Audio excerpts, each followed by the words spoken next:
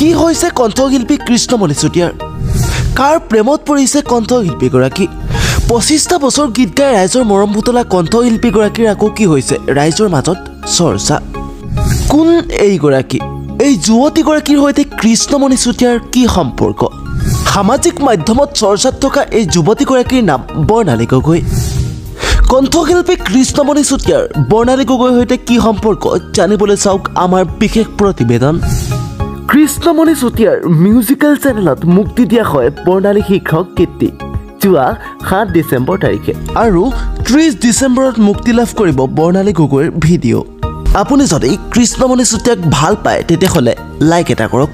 লগতে চেনেলটি ছাবস্ক্ৰাইব কৰক যদি ফেচবুকত চাই আছে তেতিয়াহ'লে পেজটি ফ'ল' কৰক লগতে ভিডিঅ'টি আপোনাৰ বন্ধুবৰ্গলৈ শ্বেয়াৰ কৰক ধন্যবাদ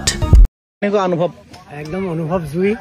কৃষ্ণদা বুলি ক'লে আৰু বিহু গম পায় আৰু কৃষ্ণমণি চুতীয়া আৰু বিহু এটা মুদ্ৰা ইপিঠি আমাৰ ভাগ্য সৰুৰ পৰা দেখি আহিছোঁ ককাইদেউ গানত একেলগে অভিনয় কৰিছোঁ বৰ্ণালী গগৈ আহি আছে এইবাৰ বিহুত ভেলাঘৰ জ্বলাব লাগিব বৰ্ণালী গগৈ অলৰেডি অডিঅ' গীতটো হিট হৈছে আৰু ভিডিঅ'ৰ কাম চলি আছে আৰু আমি ইমান এটা ধুনীয়া পৰিৱেশত আছোঁ ওচৰতে পাহাৰ নদী আৰু বৰ্ণালী গগৈ শ্বৰ্টবিলাক লৈ আছে খুব ধুনীয়া আৰু আপোনালোকৰ আগলৈ আগবঢ়াই দিব মাঘ বিহুৰ আগে আগে আপোনালোকে সকলো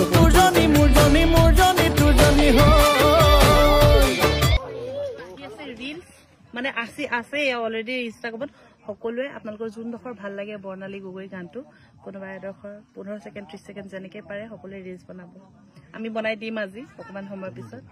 তাৰপিছত আপোনালোকৰ ফালৰ পৰা দিব আমালৈ মৰম যাচিব আৰু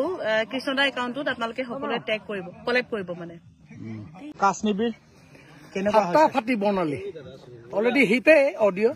ভিডিঅ' পাব আপোনালোকে আৰু দুদিন পিছত জিকে মাইনা এয়া বেক চেক বৰ্ণালী গগৈ আহি আছে একদম মজা ভিডিঅ' চাব একদম মজা ভিডিঅ' পপিয়া মেন কৃষ্ণ পুৰা চলি আছে শ্বুটিং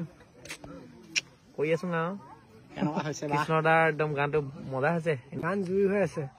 জুই সেৱকে সাদ হৈছে অন্তৰ্যামী ঈশ্বৰ জানি আছে ইয়াতে আগপিছ মহা দুটা অনেক অপৰাধ শত সহস্ৰ অপৰাধ বৰীক্ষণ কৰি আৰু গানটো ৰাইজে আগলৈ দিব লাগে আৰু